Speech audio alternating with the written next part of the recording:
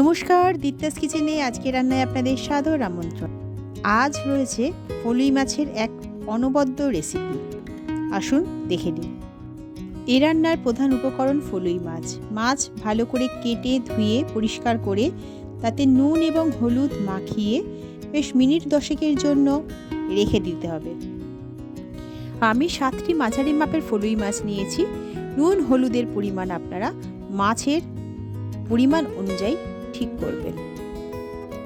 মাছে নুন হলুদ মাখিয়ে রেখে দিয়ে আমরা একটা মশলার পেস্ট তৈরি করব। প্রথমে একটা বাটিতে 8 চামচ হলুদ, 1 চামচ কাশ্মীরি লঙ্কার গুঁড়ো, নুন স্বাদ অনুযায়ী, 1 চামচ জিরে গুঁড়ো এবং 8 চামচ ঝাল লঙ্কার গুঁড়ো দিয়ে একটু জল দিয়ে একটা পেস্ট বানিয়ে সরিয়ে রাখতে হবে। মাছের ঝোল বানানোর সময় এটি কাজে লাগবে। এরপর গ্যাসে কড়া বসিয়ে কড়াটাকে ভালো করে গরম করে নিতে হবে। তারপর তাতে সর্ষের তেল দিয়ে দিতে হবে। এই রান্নাটি আমরা সর্ষের তেলেই করব। তেল ভালোভাবে গরম হয়ে যখন ধোঁয়া উঠতে শুরু করবে তখন গ্যাস কমিয়ে এক এক করে মাছ ছাড়তে হবে। একবারে বেশি মাছ ভাজার প্রয়োজন নেই। আমরা একবারে 2টির বেশি মাছ ভাজবো না। যেহেতু এই মাছ কড়াই দিলে তেল ছিটকানোর সম্ভাবনা থাকে, তাই ঢাকা দিয়ে দিয়ে রান্না করতে হবে। মানে মাছ কড়াই দেওয়ার পরে ঢাকা দিয়ে দিতে হবে, আবার ঢাকা সরিয়ে মাছগুলো একটু এপিট ওপিট করে নিয়ে যখন বেশ সোনালি রং ধরবে তখন আস্তে আস্তে তেল ঝরিয়ে কড়া থেকে তুলে নিতে হবে। দেখুন আমাদের এই 2টি মাছ প্রায় ভাজা হয়ে গিয়েছে। এবার তুলে নেওয়ার পালা। এই মাছ ভাজা হয়ে যাওয়ার পরে বাকি মাছগুলো আমরা একইভাবে একই পদ্ধতিতে ভেজে নেব। আমরা তেলটাকে আরেকবার ভালো করে গরম করে নিলাম এবং একইভাবে ঢাকা দিয়ে দিয়ে এই মাছগুলো ভেজে নিচ্ছি।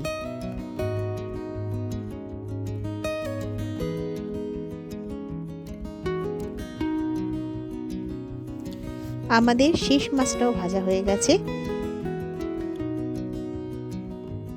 এবার যে তেলটা পড়েছিল সেটা একটু কমিয়ে নিয়ে তাতে কালো জিরে এবং কাঁচা লঙ্কা ফোড়ন দিয়ে দিতে হবে এবং তারপর গ্যাস একেবারে কমিয়ে 8 মিনিট নাড়াচাড়া করে নিতে হবে। 8 মিনিট নাড়াচাড়া করে নিয়েই আমরা যে মশলার পেস্টটা বানিয়ে রেখেছিলাম সেটা কড়ায় দিয়ে দেব। এরপর মশলার বাটি ধুয়ে অল্প জল ওই কড়াতে দিয়ে দেব এবং তারপরে ক্রমাগত এটাকে কষিয়ে যেতে হবে যতক্ষণ না মশলাগুলো ভাজা ভাজা হয়ে যায় এবং তেল ছেড়ে দেয়। যখন কষাতে কষাতে তেল ছেড়ে যাবে এবং মশলাগুলো ভালোভাবে ভাজা হয়ে যাবে তখন এতে পরিমাণ মতন ঈষদুষ্ণ গরম জল দিয়ে দিতে হবে। এই মাছের অনেক ঝোল খাওয়া হয় না, তাই জলের পরিমাণ গা মাখা ঝোল করা যায় এতটাই দেবেন।